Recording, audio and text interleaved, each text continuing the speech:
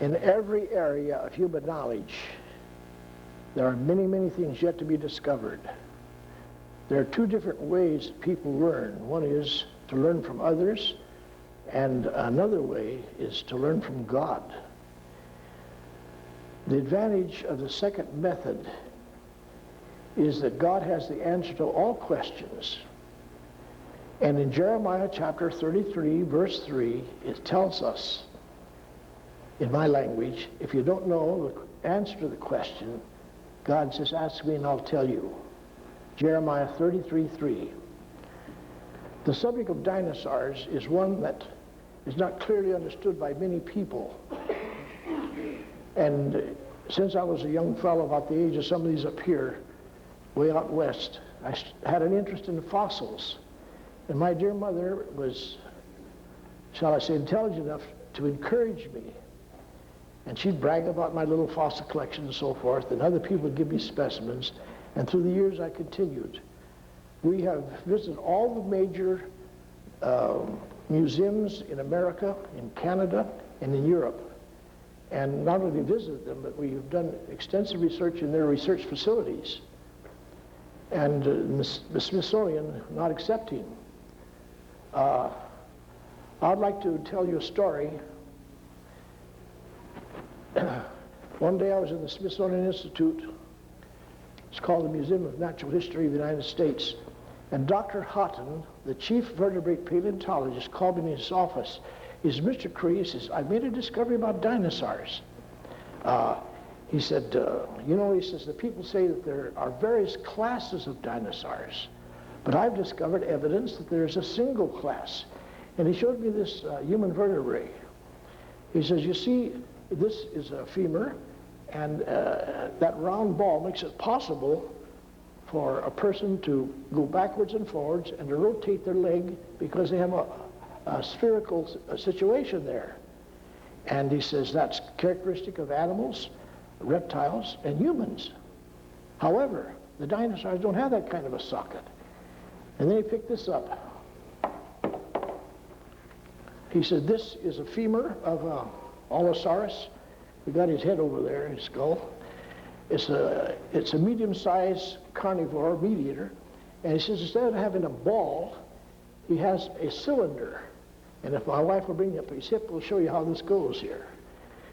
And this is most remarkable. He says this is the only animal I know of in the world. You see that fits right into his hip like that. And he can only swing his leg backwards and forwards, backwards and forwards. He can't rotate his leg because he doesn't have a what? A ball.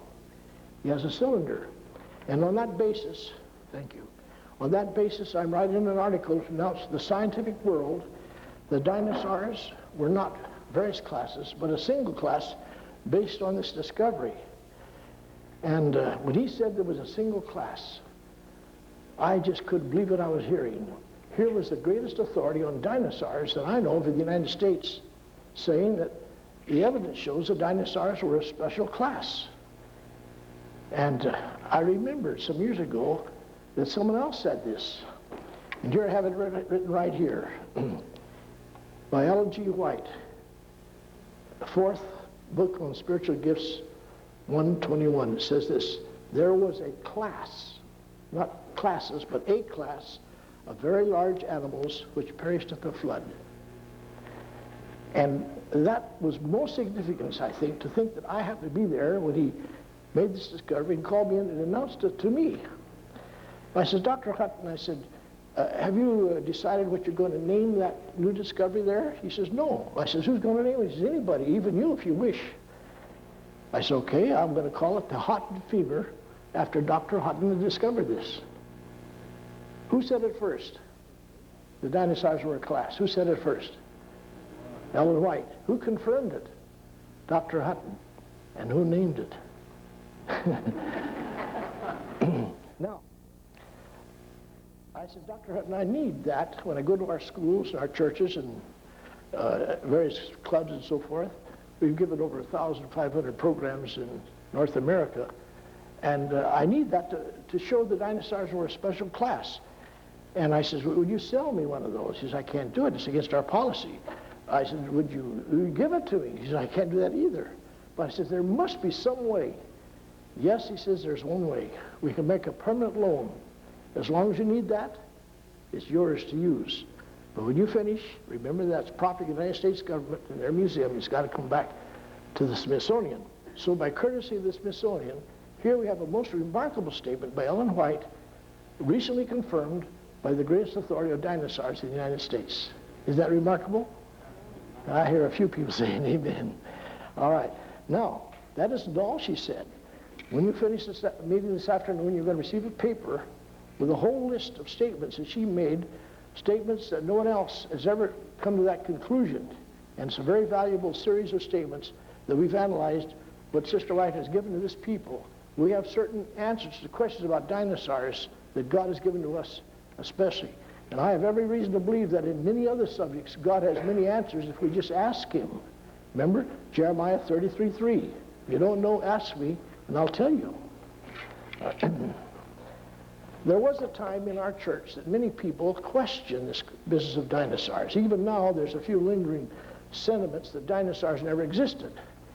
And so, what was the purpose? Do we have any reason why these dinosaur bones are being found? Somebody went to a lot of difficulty fossilizing and preserving these things for a purpose. And what is that purpose? Here's a book over here called Patriarchs and Prophets. I'm sure many of you have heard of this book. Do you know that in this book we have the answer to the question, why were the dinosaur bones preserved? What was the purpose of all this? On page 112, we find these words.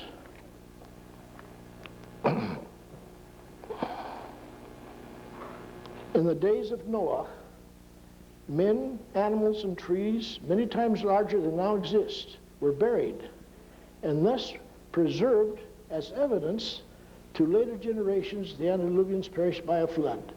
God designed the discovery of these things should establish faith in inspired history. So according to that, the reason that these were preserved, and it says that God saw they were being preserved for two purposes, to prove the flood and to prove the Bible. And we're the only ones that have that. Patriarchs and Prophets 112. It'll be in that little outline that you'll receive at the end. Can we prove that? The dinosaur remains have been preserved to show these things? All right. How do we know the dinosaurs were here? Well, they left something behind to prove they were here. They left their what? What is that? It's a bone. They left their bones. For what purpose? To establish our faith in the Bible and to prove the flood. And we'll go into more detail later on. They left their bones. What else did they leave behind? In Rocky Hill, Connecticut is the largest trackway of dinosaur footprints in the world from which this came. Hundreds and hundreds of dinosaur footprints. What was the purpose of these? They were preserved to prove what? The Bible and to prove the flood. So they left their bones, they left their footprints, and they left something else. And what do you suppose this is? What's that look like? A claw. That's a claw of a Wallosaurus, that skull over there. But that isn't the biggest claw. I just happened to be in the Smithsonian one day when here came a shipment of fossils from Utah. And in that shipment was the largest claw of any dinosaur ever found in all the world. And here it is. Seemed like the Bible says they were what in those days? Giants. Now, you know, some gals like to increase the length of their fingernails. It has some real competition with this because that's really large.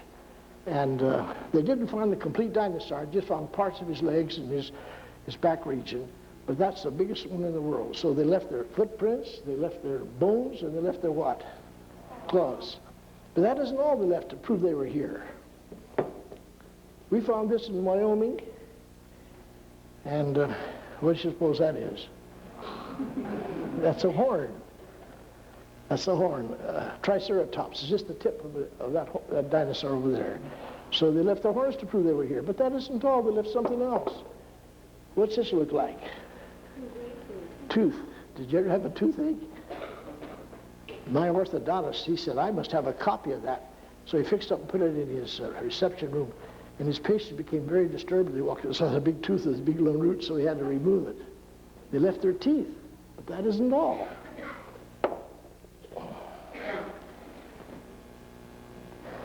What does this look like? Anybody like to guess? Skin. I had everything the dinosaurs left but skin. So I told my friend at the Smithsonian lab, Tut Sullivan, I says, Tut, I need an example of skin. Can you fix me up? He says, of course I can. He says, we want the boys and girls to have a complete opportunity to see the things the dinosaurs left. So it's like the rough surface of a golf ball found off of a duck-billed dinosaur. So they left their skin. And I think that there's something else left here. Oh, yes. What do we have here? Egg.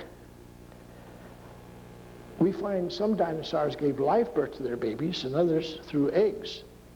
Here's a story. Not long ago in Montana, there was a Seventh-day Adventist lady that had a rock shop. On Sabbath, she puts a little sign up that says closed on Sabbath. But here one day there was a knock on the door, and one of the outstanding dinosaur specialists in that part of the world, Dr. Horner, he asked our member of our church, I see that you have a rock shop here. He said, I recognize your clothes, but he said, I just wanted to ask you a question. Do you have any dinosaur bones? Oh, she said, yes. Come in, I'll show you. And in there he saw some things that interested him. He said, where did you find these? She said, it's in a remote canyon back over here a ways. He said, would you be kind enough to show me that canyon? She said, well, today is our Sabbath, as you see here, but if you come back tomorrow, I'll be glad to show you. So the next day he came back, and she took him back there, and what do you suppose they found? They found a nest of little baby dinosaurs that had just hatched out, about that high, 12 of them. The nest was about 6 feet across and about that deep. The mother of the skeleton was right nearby. And this was the first time they ever found a complete nest of hatchlings of dinosaurs. And in his book, Dr. Horner, describing this discovery, he gave, there was a Seventh-day Adventist lady, he gave her name of a rock shop, and where she lived. She's the one that led us to the nests of dinosaurs. Later on, he found 80 nests, the largest collection of dinosaur nests in the world, all because of what our sister helped him to find. So they left their what? Eggs. Okay. For the boys and girls, I have a little sort of a drill to help them remember what they left. I'm going to point to what they left. You tell me. They left their what? Horns, teeth, claws, skin, bones, eggs, and footprints. Fairly complete, isn't it? All right. Now, the question is, what's the biggest dinosaur in the United States? Anybody know? What do you say? Tyrannosaurus rex? That's this fellow here. Someone else have a suggestion? Yes, over there. Yes? Any other? Well, look at here. We have a little model of Tyrannosaurus rex. And some say Brontosaurus. Tyrannosaurus rex is the size of 2 elephants. All right? Now, this one here, Brontosaurus, I have an elephant here. And how big was he compared to an elephant? Every time I dip this, you count 1. Or you start counting. 1, 2, 3, 4, 5, 6. The size of how many elephants? 6. So which is the bigger, the Tyrannosaurus rex or the Brontosaurus? Which is the biggest? Now, let's go back to what God has told us. And I'm going to talk to this dinosaur. Mr. Brontosaurus, did God create you? Oh, no, God didn't create me. Well, why is that?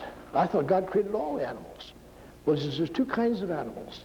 There's a group called the created species, and there's another group called the confused species. Those are exact quotations.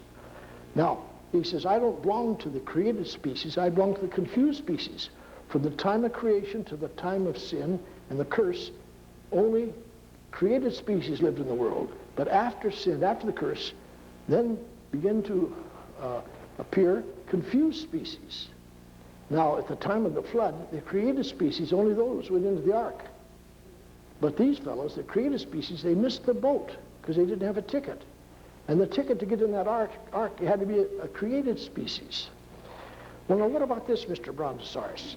We understand that your bones are preserved to prove the Bible and prove the flood. Do you prove the flood? He says, of course I do. He says, I'm a confused species. And he says, all confused species are strange creatures. Well, now, can you prove that from the Bible, that God didn't create the dinosaurs? Yeah, there's two texts in the Bible.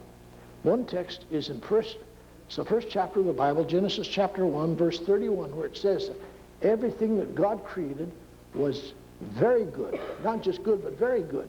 And every dinosaur shows that they're not very good. We've made a very careful study of this, and every single dinosaur, without exception, shows their anatomy is abnormal. They're not very good. And there's another text in the book called 1 Corinthians chapter 14, verse 33. 1 Corinthians 14, 33, it tells us God is not the author of what? Confusion. And as we're a confused species, using that very term, we're a confused species. Well, now, how do you prove that your bones establish the authority or the reliability of the flood? Well, he said, I was found in Wyoming. And what do you suppose they found? Where my bones are buried, what do you suppose they found there? And they found this, and many of these. This is a fossilized clam. A fossilized clam. Where do clams come from? The ocean. And where this was buried, the clam was on top. Does that help to verify the flood? He was buried in the flood? Well, nobody says a word, but it seems to me there should be some connection there, you see. And because if he was buried in a deposit that was a water deposit, and it was from salt water from the ocean, you folks know your geography, Wyoming is a far ways from the ocean, so it meant the ocean was there at one time and deposited these clams on top of that fellow. And it's very interesting.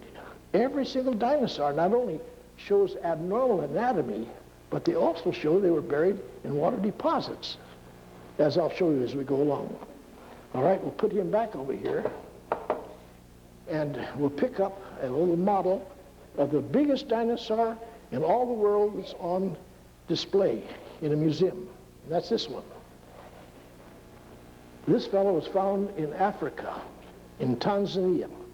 Those of you that know something about medicine recognize that Parkinson's disease was discovered by Dr. Parkinson. And Dr. Parkinson also was a great dinosaur specialist. And he wrote a book. He went to Africa, and he, along with some of the Germans, found the skeleton of this animal, and we're indebted to Dr. Parkinson's for the information I'm going to give you. First of all, how big was he?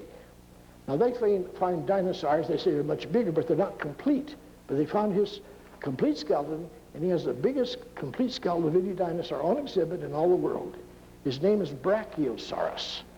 Brachio because, if you notice here, here's the largest of the American dinosaurs, and here's the largest in the world.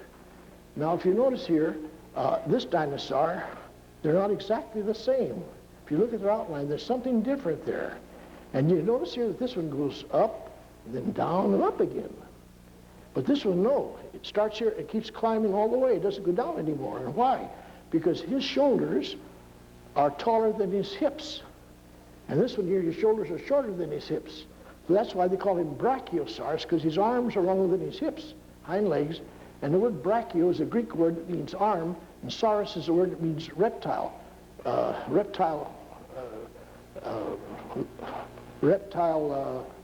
Armed reptile. So that's his name. That's why they have that name, Brachiosaurus. Now, how many elephants was this one? 6. Now, let's see how big this one was. Where's my elephant to help me here? All right, now you start counting on this one. You ready? All set? Here we go. 1, 2, 3, 4, 5, 6, 7, 8, 9, 10 elephants in size.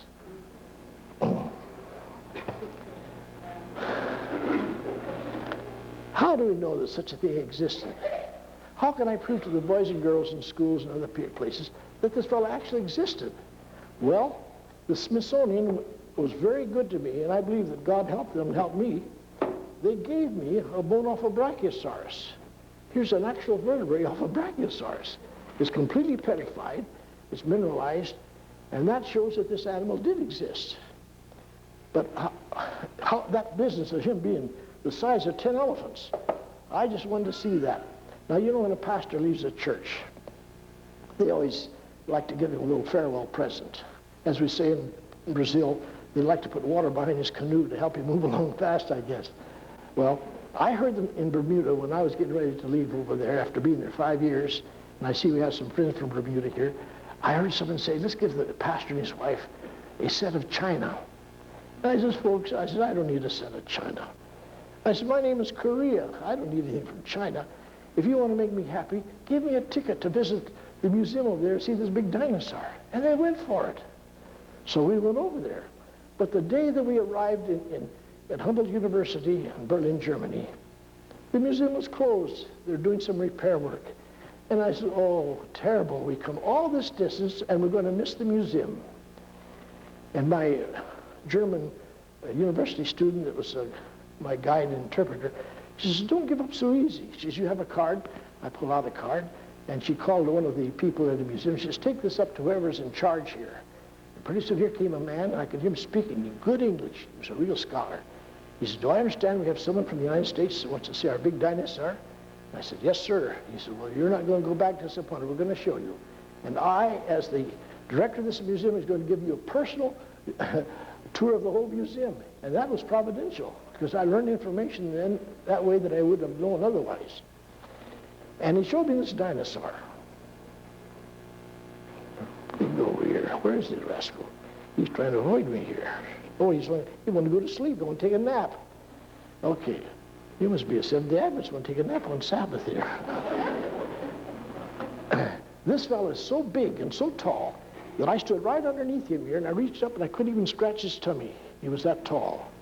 He stood 40 feet high. You couldn't get him in this building. This isn't 40 feet. Some of you builders would know that this is far from, not quite 40 feet. And even over there, he was so tall they had to tear the roof off and make a big glass dome to get him inside. And so there he was. We saw a Brachiosaurus. And says, I'm going to have a little conversation with this fellow to see what he says. Mr. Brachiosaurus, did God create you? God didn't create the confused species. God created the created species. I'm a confused species. They didn't come into existence until after sin and after the curse. Well, what indicates that you were confused? Well, he said, I'm the size of how many elephants? And one elephant has a brain bigger than a human. Elephants have brains bigger than humans. Some humans don't exhibit too big a brain, but elephants have brains bigger than humans. And he says, but my brain is smaller than that of a human or an elephant. And what's the size of my brain? Here it is here. My brain's a tiny, tiny thing of that size of that. Is that confusing? Is that very good? You think he missed the boat? He missed the boat because he didn't have a ticket. And what was the ticket to get in that boat? To get in that boat, you had to be a created species. And so that means he didn't make it. Well, another question. Mr. Brachiosaurus, we understand that Ellen White in her book, Great Controversy, page 112, says that the bones of these great big animals was preserved to prove the Bible and prove the flood. Now, in the case of Brontosaurus, we had clams on top of him. What about you? Oh, he says, yes, sir. And Dr. What was the name of that doctor again? Parkinson's, in his book, said that when they found this fellow 150 miles from the ocean in Tanzania, his whole rib cage was filled with this. What in the world is that? That is a fossil oyster, completely fossilized. And his whole body was just covered with these things. And these come from the ocean, seashell, these oysters. Does that help to prove the flood? Just like Sister White said, I tell you folks, don't discredit Ellen White. I tell you, if we had any idea of the tremendous things that she says, let me give you just a little idea. I am doing a research project in connection with the Sabbath School Department of the White Estate on cosmology, working up the beginning parts of a Sabbath School lesson to describe the universe and other planets. and heaven and all the rest of it. And working about 35 years thus far, how many quotations do you think we have that deal with cosmology? 22,000 thus far. I tell you that we have no idea of the tremendous treasure that God has given to this church. If we only realize how significant it is, we would really read it real good, because there's a lot of things that she tells us that we'd never know otherwise. And so we find that when she says something, whether it pertains to religion or science, you'd better take a second look at it. All right. Now let's go to another one over here. I asked the boys and girls in school, I asked them this question. I said, how many like this? Everybody hand goes up. In all the places we've been, in hundreds of schools, the only thing that I ever lost was this. And I don't know why, but so the wife decided we better take out the candy and put cotton in there, because we don't want to induce the boys and girls. So I'm telling you in advance, there's nothing in here but cotton. Now the reason I have this is because these initials are the same initials of the person that found the first dinosaur. Was it a man or a woman? Anybody know? It was a woman. And her initials were M&M, Mary Mantell. Mary Mantell. She was a woman, but they call her Mantell. All right. She lived in England. Her husband was a doctor. In 1821, in those days the doctors would go out in the back country with a horse and buggy and take care of patients out there. Today the doctors don't have enough patients to do that anymore, but that's what they did back in those days. So she rode with her husband outside of London and to see a patient. And while the doctor was in the house, it was a beautiful spring day, she says, "Hubby," she says, "I'm going for a little walk down this little lane here," which had been recently, put new gravel on the thing. And as she walked along, she saw something very interesting. She picked it up and says, "I wonder what that could be."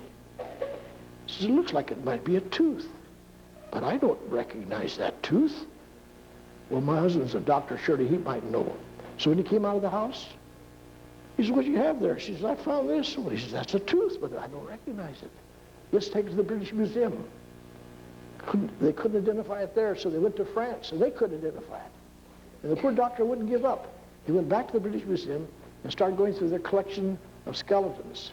About that time, here came a new shipment from South America, in which there was some iguana bones, of the big lizard you see from South America. And he noticed that the tooth of what she found matched that of an iguana, but only much bigger. So he named it iguanodon. The word don in Greek is tooth. Iguana was the name of the animal. So this dinosaur was named iguanodon. And who found it first? Was a man or a woman? And what was her name? Mary Mantell. What year was it? 1821. What was her husband? And what did she find? And where did she find it? In the road. The first dinosaur. Well, at that time, all they had was a tooth. Later on, they found some more bones. In one place, they found something like this, and they thought, that looks like a horn. So when they restored the animal, they put this on his nose. However, in Belgium, they made a tremendous discovery one time in a coal mine 1,000 feet under the ground. Coal mine, 1,000 feet under the ground. The miners were digging in this passageway, and all of a sudden they ran into some bones. These fellows says, "What are these bones doing down there? Coal, we're after coal, we can't use these bones." So they called in their superiors and says, "Look here," he says, "we're out of coal, we're running into rock down here." And sure enough, there's a great big, we call them bone beds. And they called in the scientists, and they said, "How in the world did these animals get down here?" It took them 3 years to carefully remove all those bones and take them up to the National Museum there in Brussels. And when we were able to see them, they had found 33 complete skeletons. Sometimes people ask, "Did they ever find a complete dinosaur?" In this case, they found 33 complete ones. They were big as elephants, tall as a giraffe, and they found 33 complete skeletons. And they noticed that this was not his a horn on his nose, but was his thumb. So you see, it was a stiff thumb, and I guess he used it to defend himself. Most kids in the public school said he must have been a hitchhiker because he had a stiff thumb. But anyway, this illustrates an abnormality. Can you name any animal in all the world that's a reptile that has a stiff thumb?